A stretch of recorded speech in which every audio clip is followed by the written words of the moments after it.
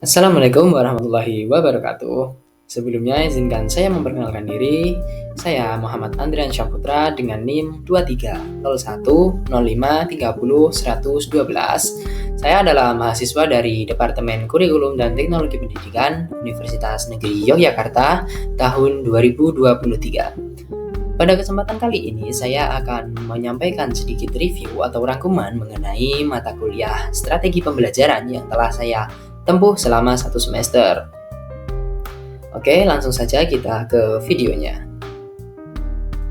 Nah, mengenai mata kuliah ini, strategi pembelajaran diampu oleh beliau, dosen kami yaitu Bapak Dr. Pujirianto, SPD, MPD. Dan esensi dari mata kuliah ini yaitu mendalami pergeseran pendekatan pada proses pembelajaran dari yang awalnya berpusat pada guru atau teacher-centered learning menjadi pembelajaran yang berpusat pada siswa atau student-centered learning. Nah, dalam mata kuliah ini kami mempelajari tentang beberapa strategi pembelajaran yang akan kita bahas pada video ini. Dan juga dosen kami, Bapak Puji, itu memberikan buku induk yang dapat digunakan sebagai sumber bacaan atau referensi untuk memahami inti dari perkuliahan ini selama 1 semester. Buku tersebut adalah buku dari Charles M. Reigelut, volume 1, 2, 3, dan 4. Akan tetapi karena keterbatasan waktu dalam perkuliahan, kami baru difokuskan untuk mempelajari volume 1 dan 2. Nah, yang berikutnya di sini kita ada taksonomi pembelajaran. Taksonomi pembelajaran ini merupakan sebuah fondasi atau dasar agar pembelajaran itu dapat berjalan dengan efektif gitu. Terus di sini ada tiga kategori. Yang pertama, kondisi, metode, dan hasil. Dari kondisi ini kita bisa lihat ada tujuan dan karakteristik bidang studi, kendala dan karakteristik bidang studi, karakteristik peserta didik. Nah, kondisi ini tentunya akan mempengaruhi metode dalam mengajar, seperti strategi pengorganisasian pembelajaran, ada strategi makro, mikro, strategi penyampaian pembelajaran, terus ada strategi pengelolaan pembelajaran. Nah, jika kita mampu menerapkan ketiga itu, maka hasil yang kita dapatkan adalah keefektifan, efisiensi, dan daya tarik pada pembelajaran itu. Nah, langsung saja kita masuk ke strategi pembelajaran yang pertama, yaitu ada pembelajaran langsung. Pembelajaran langsung ini merupakan model pembelajaran yang dirancang untuk menunjang proses belajar mengajar berkaitan dengan pengetahuan deklaratif dan pengetahuan prosedur yang terstruktur dengan baik yang dapat diajarkan dengan pola kegiatan yang bertahap, selangkah demi selangkah. Ciri-ciri dari pembelajaran langsung ini yaitu menyediakan peluang kepada siswa belajar dari tujuan yang ditetapkan dan mengembangkan ide-ide secara lebih luas. Yang kedua, mendukung kemandirian siswa belajar dan berdiskusi, membuat hubungan, merumuskan kembali ide-ide. Lalu yang ketiga ada menempatkan pembelajaran berpusat pada siswa dan penilaian yang mampu mencerminkan berpikir divergen siswa. Langkah-langkah dalam penerapan pembelajaran langsung ini di sini ada langkah awal, langkah inti, dan langkah penutup. Di langkah awal kita ada orientasi, apersepsi, pemberian acuan, dan motivasi. Selanjutnya kita masuk ke langkah inti, yaitu ada eksplorasi, elaborasi, dan konfirmasi. Dan penutupnya yaitu simpulan, penilaian, dan refleksi. Nah, kelebihan dan kekurangan dari pembelajaran langsung ini itu guru mengendalikan isi materi dan urutan informasi yang diterima oleh peserta didik sehingga dapat mempertahankan fokus mengenai apa yang harus dicapai oleh peserta didik. Dan dapat digunakan untuk menekankan poin-poin penting atau kesulitan-kesulitan yang mungkin dihadapi peserta didik sehingga hal tersebut dapat diungkapkan. Yang ketiga itu dapat menjadi cara yang efektif untuk mengajarkan informasi dan pengetahuan faktual yang terstruktur. Tetapi di antara kelebihan itu tentunya terdapat kekurangan. Yang pertama yaitu bersandar pada kemampuan peserta didik untuk mengasimilasikan informasi melalui kegiatan mendengarkan, mengamati, dan mencatat. Yang kedua, sulit untuk mengatasi perbedaan dalam hal kemampuan pengetahuan awal, tingkat pembelajaran dan pemahaman, gaya belajar atau ketertarikan peserta didik.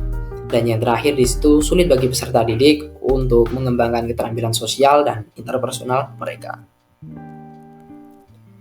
Yang berikutnya ada pembelajaran tidak langsung. Pembelajaran tidak langsung ini itu merupakan pembelajaran yang memungkinkan siswa menjadi center dalam proses pembelajaran. Strategi ini sering disebut dengan inquiry, induktif, pemecahan masalah, pengambilan keputusan, dan penemuan. Karakteristiknya yaitu guru lebih berperan sebagai seorang fasilitator, pendorong, serta narasumber. Pembelajaran ini dimulai dengan keyakinan bahwa siswa mempunyai keinginan alamiah untuk belajar. Model interaksi yang dikembangkan bersifat multi-arah, bertujuan agar siswa dapat mengembangkan kemampuan berpikir secara sistematis, logis, dan juga kritis. Langkah-langkah dalam pembelajaran ini yang pertama yaitu ada mengamati, menanya, mengumpulkan informasi atau eksperimen. Yang keempat, mengasosiasikan atau mengolah informasi. Dan yang kelima, mengkomunikasikan. Kelebihan dan kekurangan dari pembelajaran tidak langsung ini yang pertama yaitu ada mendorong ketertarikan dan keingintahuan peserta didik. Yang kedua, menciptakan alternatif dan menyelesaikan masalah. Yang ketiga itu mengekspresikan pemahaman mereka sendiri. Tetapi terdapat juga kekurangan dari pembelajaran tidak langsung ini, yaitu outcome atau hasilnya itu sulit diprediksi. Dan yang kedua, memerlukan waktu yang panjang. Dan yang ketiga itu tidak cocok apabila peserta didik perlu mengingat materi dengan cepat. Ya, dan selanjutnya yaitu ada experiential learning atau kita kenal juga sebagai pembelajaran empiris. Itu adalah suatu model proses belajar mengajar yang mengaktifkan pembelajar untuk membangun pengetahuan dan keterampilan melalui pengalamannya secara langsung. Karakteristik dari experiential learning ini sendiri yaitu adalah lebih menekankan pada proses belajar yang saling terkait dan melibatkan hubungan antara pengalaman dan pengetahuan yang dihasilkan. Langkah-langkah dalam pembelajaran experiential learning atau pembelajaran empiris ini yaitu kegiatan pendahuluan. Guru merumuskan rencana pengalaman belajar terbuka, guru memberikan rangsangan dan motivasi. Yang kedua ada kegiatan inti, siswa bekerja dalam individu atau kelompok berdasarkan pengalaman, terus siswa ditempatkan dalam situasi nyata, siswa aktif berpartisipasi, membuat keputusan, dan menerima konsekuensi. Yang ketiga kegiatan penutup. Siswa menjelaskan atau menceritakan kembali mengenai pengalaman terkait pembelajaran. Dan kelebihan dan kekurangan dari pembelajaran empiris atau experiential learning ini yaitu yang pertama, kelebihannya itu meningkatkan partisipasi peserta didik. Yang kedua, meningkatkan sifat kritis peserta didik. Dan yang ketiga, meningkatkan analisis peserta didik. Lalu terdapat kekurangan yaitu keterbatasan aksesibilitas atau tidak semua materi cocok diajarkan dengan experiential learning ini. Yang kedua, kesulitan dalam pengukuran dan evaluasi. Yang ketiga, itu ketergantungan pada pengalaman pribadi dapat menyebabkan variasi pemahaman antar siswa. Dan yang keempat, tentunya memerlukan waktu panjang dan sumber daya yang lebih besar. Selanjutnya yaitu ada pendekatan diskusi. Diskusi ini merupakan cara penyajian bahan pelajaran di mana guru memberikan kesempatan kepada siswa dalam tanda kutip yaitu kelompok-kelompok untuk mengadakan perbincangan ilmiah guna mengumpulkan pendapat, membuat kesimpulan, atau menyusun berbagai alternatif pemecahan masalah. Yang pertama di sini ada tujuan dari pendekatan diskusi ini, tentunya menciptakan tanggung jawab bersama dalam pengajaran dan pembelajaran. Yang kedua, menghormati suara, pengalaman, dan pandangan siswa. Yang ketiga, mendorong partisipasi demokratis dalam dinamika pengajaran atau pembelajaran. Lalu ada mengembangkan keterampilan berpikir kritis dan pemecahan masalah atau problem solving. Yang kelima itu mengembangkan keterampilan Yang keenam itu menciptakan komunitas pembelajar yang bekerja sama dalam mengejar pengetahuan. Nilai-nilai yang diberikan dari pendekatan diskusi ini yang pertama ada nilai kesadaran, nilai keterlibatan, nilai keterampilan komunikasi, dan nilai kemampuan berpikir kritis. Kelebihan dan kekurangan dari pendekatan diskusi ini yang pertama terdapat kelebihan yaitu memberikan pemahaman pada siswa bahwa masalah dapat dipecahkan dengan berbagai jalan tentunya.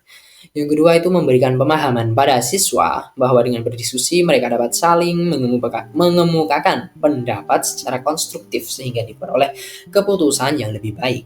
Yang ketiga itu membiasakan siswa untuk mendengarkan pendapat orang lain meskipun berbeda pendapatnya dan membiasakan sikap toleransi. Akan tetapi kekurangannya yaitu pembicaraan terkadang menyimpang sehingga memerlukan waktu yang panjang gitu. Dan juga tidak bisa dipakai pada kelompok yang besar karena nanti pasti akan memunculkan banyak sekali pendapat gitu. Yang ketiga itu peserta mendapatkan informasi yang terbatas, dan yang keempat, kemungkinan besar diskusi hanya dikuasai oleh orang-orang yang suka berbicara atau ingin menonjolkan diri. Sementara orang-orang yang kurang suka berbicara atau berinteraksi, mereka hanya akan menjadi pasif. Dan next berikutnya di sini ada simulation approach atau pembelajaran simulasi. Menurut Ray Gelut, seorang pakar dalam bidang desain instruksional, model simulasi itu merupakan alat atau teknik yang digunakan untuk merepresentasikan situasi atau sistem dunia nyata dalam bentuk yang disederhanakan dan interaktif. Tujuan dari pembelajaran simulasi ini terbagi menjadi dua, yaitu secara langsung dan tidak langsung. Tujuan langsung yaitu untuk melatih kemampuan tertentu, memperoleh pemahaman tentang suatu konsep atau prinsip, untuk latihan, memecahkan masalah. Dan yang tidak langsung yaitu meningkatkan aktivitas belajar dan daya kreatif, dan juga memberikan motivasi belajar, melatih anak bekerja sama dalam sebuah kelompok.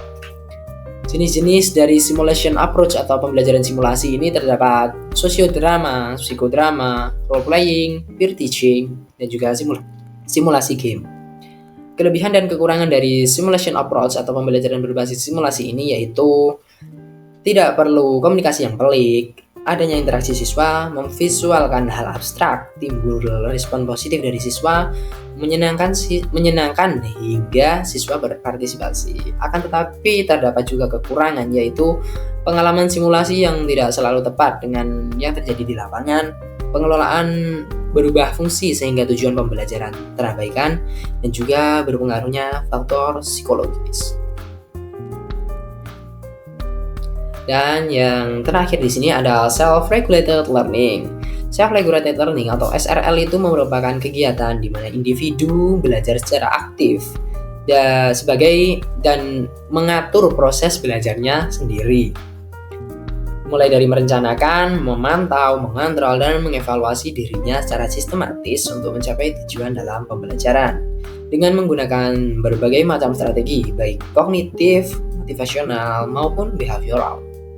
Berikutnya itu ada prinsip-prinsip pada self-regulated learning, yaitu ketika ukuran kelas besar, yang kedua ketika waktu terbatas, dan ketiga saat pembelajar masih muda. Dan ada prinsip universal atau prinsip umum, yaitu gunakan tugas untuk berorientasi pada masalah atau proyek. Yang kedua, memberikan siswa waktu dan bimbingan yang cukup untuk persiapan. Yang ketiga, pastikan penilaian berkelanjutan. Yang keempat, mode SRL untuk pembelajar. Yang kelima, memberi pelajar peluang untuk penerapan. Yang keenam, itu memberikan instruksi langsung kepada pelajar tentang keterampilan dan pengetahuan SRL ini. Terus kita ada masalah implementasi dalam self-regulated learning, yaitu guru harus menghargai SRL dan pengajaran yang berpusat pada peserta didik. Yang kedua, sekolah dapat memanfaatkan peluang pengembangan profesional untuk mendidik guru tentang pentingnya SRL dan pengajaran yang berpusat pada siswa serta cara melakukannya. Yang ketiga itu guru memerlukan pengalaman dalam memanfaatkan SRL dan pengajaran yang terpusat pada siswa. Yang keempat, memasangkan guru SRL pemuda dengan guru SRL ahli dapat membantu mengubah pola pikir mereka dan mengembangkan keterampilan mereka dalam menerapkan pengajaran SRL. Di sini ada metode pengajaran dalam self-regulated learning, yaitu memberikan sebanyak mungkin kendali kepada pembelajar. Yang kedua, membantu setiap pelajar untuk lebih mengembangkan keterampilan pengaturan dirinya.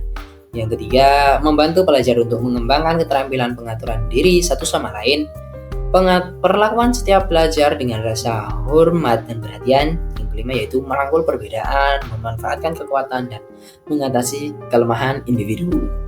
Nah, di sini terdapat juga foto dari Charles M. Ray Gelut, yaitu seorang penulis buku yang akan kita bahas pada kali ini. Dalam Ray Gelut volume pertama ini tuh memberikan gambaran menyeluruh tentang 8 teori dan model desain instruksional yang paling komprehensif dan terkenal.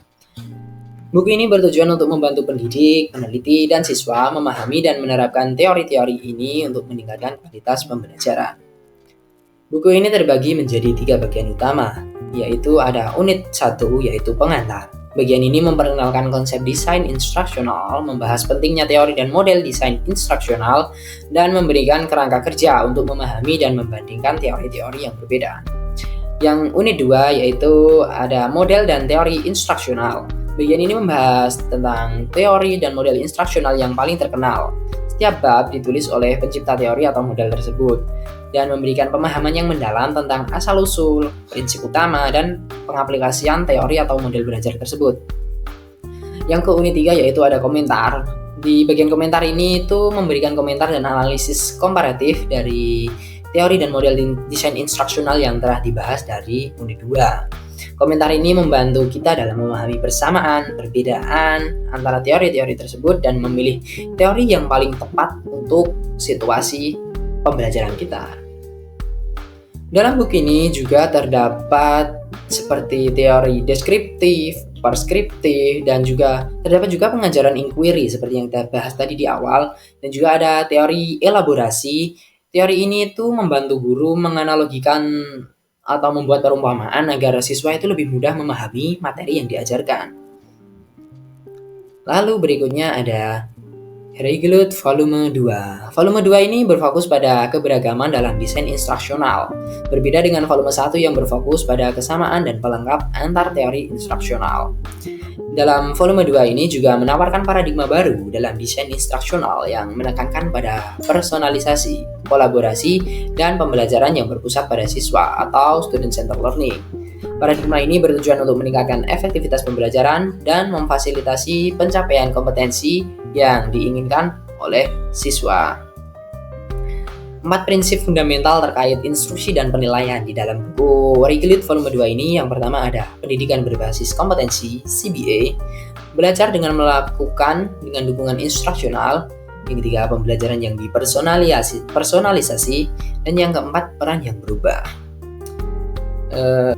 Kesimpulannya dari 2 buku dari Regelut ini, volume 1 dan 2, yaitu buku ini merupakan sumber daya yang berharga bagi pendidik, peneliti, dan siswa yang ingin memahami dan menerapkan teori-teori desain instruksional untuk meningkatkan kualitas pembelajaran. Buku ini memberikan gambaran menyeluruh tentang teori dan model desain instruksional yang paling terkenal, serta komentar dan analisis yang membantu pembaca untuk memilih teori yang paling tepat digunakan untuk situasi mereka.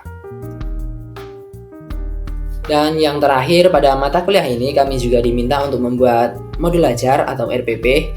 Dan modul ajar yang saya buat di sini yaitu ditujukan untuk mata pelajaran IPS atau ilmu pengetahuan sosial pada kelas 8 SMP.